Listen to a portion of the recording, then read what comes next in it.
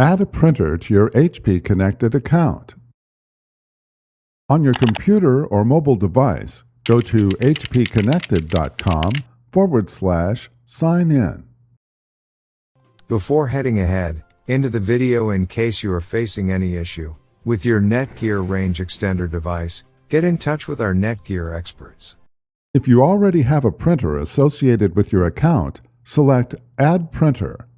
Otherwise, the Add Printer screen loads automatically. Enter the claim code from the printer info page that printed when you enabled web services on your printer. If you do not know how to print a new info page, try the guided tour to assist you. With the printer code entered, select Add to start using web-connected printing services. Before heading ahead into the video, in case you are facing any issue with your HP printer device, get in touch with our HP printer expert.